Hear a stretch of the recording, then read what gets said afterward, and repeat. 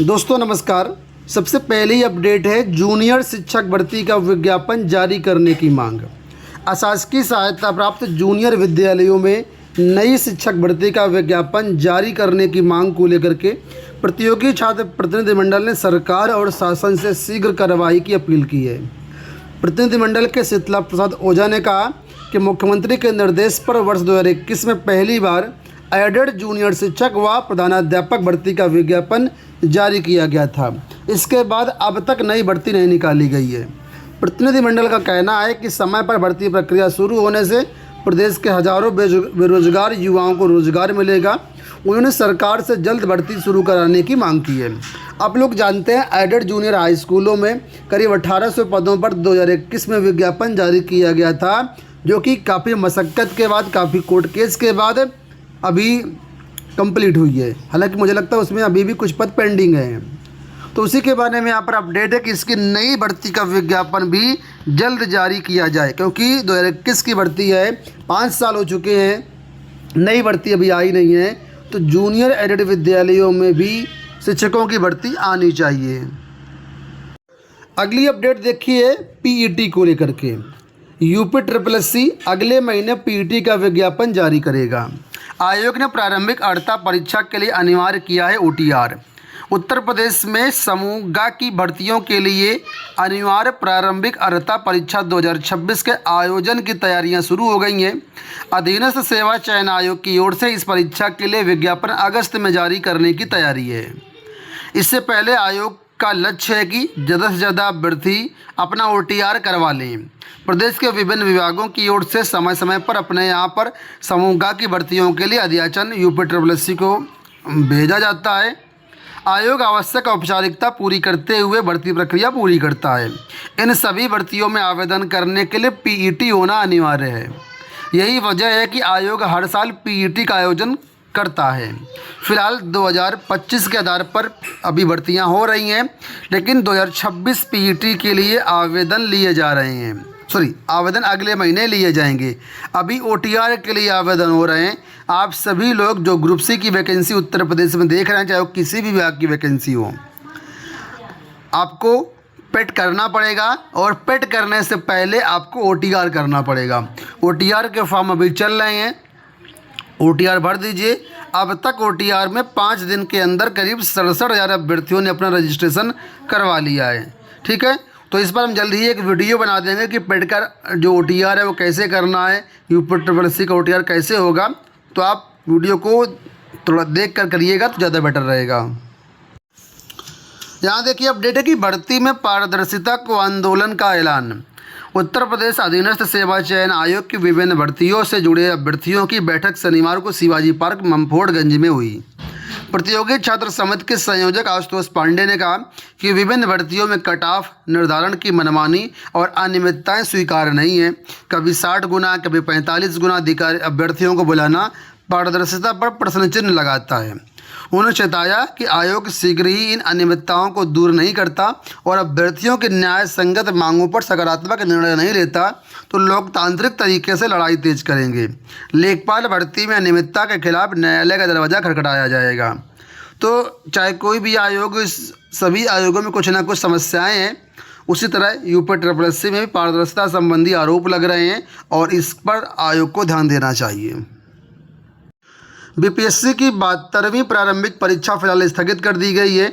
26 जुलाई को ये परीक्षा होने वाली थी। 72 ये प्री एग्ज़ाम था पीसीएस का, फिलहाल इसको स्थगित कर दिया गया। स्थगित करने का कोई कारण नहीं बताया गया है और ना ही नई परीक्षा की डेट जारी की गई है। आयोग का कहना है कि आप वेबसाइट चेक करते रहिएगा, वहाँ पर हम अपडेट कर देंगे। एडेड डिग्री कॉलेजों में असिस्टेंट प्रोफेसर के 2100 पदों पर विज्ञापन जारी होना है और इसके लिए शिक्षा सेवा चयन आयोग ने कल ऑफिशियल जो सिलेबस है वो जारी कर दिया गया है। यहाँ पर जो कल सिलेबस जारी किया गया उसमें 44 विषयों का पाठ्यक्रम अपलोड किया गया है। उच्च शिक्षा निदेशालय ने महाविद्यालयों से मिली रिक्त पदों की सूची 3 जुलाई को आयोग को भेज दी थी। अब इन पदों पर विज्ञापन जारी करने से पहले चयन आयोग ने पाठ्यक्रम जारी कर दिया है। आयोग ने वैसे तो 44 विषयों का पाठ्यक्रम जारी किया है, लेकिन भर्ती 43 विषयों में ही होगी। तो जो भी अभ्यर्थी असिस्टेंट प्रोफेसर की तैयारी कर रहे हैं वो ऑफिशियल वेबसाइट से लेटेस्ट सिलेबस डाउनलोड कर लें और उसी के अनुरूप अपनी तैयारी करें। क्या पढ़ना है क्या नहीं पढ़ना है, सिलेबस आपको मिल जाएगा तो बेहतर ढंग से आप तैयारी कर पाएंगे। यहाँ देखिए अपडेट है कि नीट रिजल्ट में गलती नहीं तो जवाब क्यों नहीं दे रहे। कानपुर से अपडेट है कि नीट यूजी 2026 पुनर्परीक्षा की मार्कशीट में गलती का आरोप लगाने वाली आर्या सिंह ने मामला हाईकोर्ट में ले जाने का ऐलान किया है। उनका आरोप है कि एनटीए द्वारा जारी रिजल्ट में पहले उन्हें 570 अंक मिले, फिर 570 अंक, फिर 167 अंक दिखाए गए। अलग अलग अंक तालिकाएँ जारी करने की शिकायत करने के बाद एनटीए कोई जवाब नहीं दे रहा है। आर्या के पूर्व सैनिक पिता राकेश सिंह ने कहा कि एनटीए और शिक्षा मंत्री को मेल किया गया है। अगर हमारे आरोप फर्जी है तो एनटीए अधिकृत रूप से जवाब क्यों नहीं दे रहा है। जवाब ना मिला तो सोमवार को उच्च न्यायालय की शरण लेंगे। तो नीट यूजी 2026 पुनर्परीक्षा जो हुई थी उसमें रिजल्ट को लेकर के कुछ अनियमितताएं देखने को मिल रही हैं। उसी को लेकर के ये कह रहे हैं कि पहले इनको 570 अंक मिले थे, बाद में इनको 167 अंक दिखाए गए। तो अलग अलग जो रिजल्ट मांग जारी हो रहे हैं, ऐसा क्यों हो रहा है और इन पर उन्हें स्पष्टीकरण की मांग की है। ठीक है, तो अभी तक इनको कोई जवाब नहीं मिला है।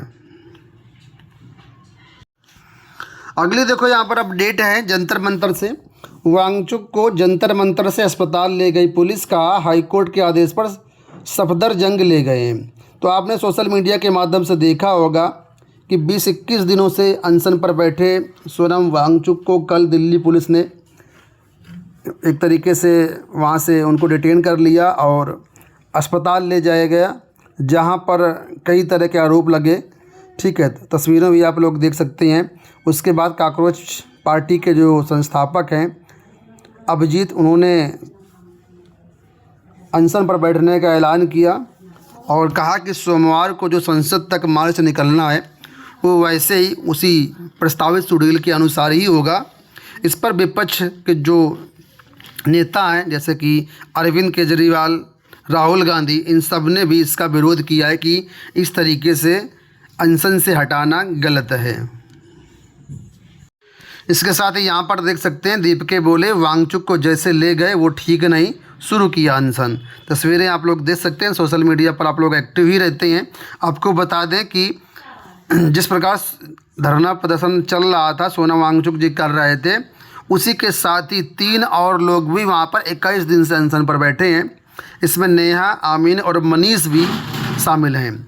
ये लोग बताया जा रहा है कि ऑल इंडिया स्टूडेंट्स एसोसिएशन के 3 कार्यकर्ता हैं जो कि 21 दिनों से जंतर मंतर पर अनशन कर रहे हैं। जानकारी ये भी मिल रही है कि इनकी जो हालत है काफ़ी बिगड़ रही है, पहले से वज़न काफ़ी गिर चुका है। और ये भी जानकारी निकल के आई थी कि कल इनमें से भी एक कार्यकर्ता को ले जाया गया है डिटेन करके। अंत में अपडेट है कि पीएचसी सीएचसी में बढ़ेंगे डॉक्टरों के 10,000 पद। राज्य सरकार प्राथमिक और सामुदायिक स्वास्थ्य केंद्रों पर बेहतर इलाज की सुविधा देने के लिए डॉक्टरों की संख्या बढ़ाने जा रही है। इसमें लेवल 1 के डॉक्टरों के करीब 10,736 नए पद बढ़ाए जाएंगे। अंत में पीसीएस को लेकर के अपडेट है कि इलाहाबाद हाईकोर्ट ने उत्तर प्रदेश लोक सेवा आयोग पीसीएस परीक्षा 2024 के एक अभ्यर्थी को मुख्य परीक्षा की सभी उत्तर पुस्तिकाएं दिखाने का निर्देश दिया है। ये आदेश न्यायमूर्ति अनीश कुमार गुप्ता ने प्रितोष कुमार तिवारी की याचिका पर उसके अधिवक्ता संजय कुमार यादव व आयोग के अधिवक्ता को सुनकर के दिया है। याचिका में उत्तर प्रदेश लोक सेवा आयोग को याची की ओर से गत 7 मई को दिए गए सूचना के अधिकार का आवेदन निस्तारण करने का निर्देश देने की मांग की गई थी। आरटीआई के इस आवेदन के माध्यम से याची ने 29 जून 2025 से 2 जुलाई तक परीक्षा में शामिल हुआ था और इन सभी विषयों की 8 विषयों की उत्तर पुस्तिकाओं की स्क्रूटनी जांच कराने की मांग की थी। तो फिलहाल पीसीएस की जो परीक्षा है उसकी कॉपी दिखाने का आदेश हाईकोर्ट ने दिया है। दोस्तों ये हो गई आज की सारी सूचना। इस वीडियो में इतना ही। धन्यवाद, नमस्कार।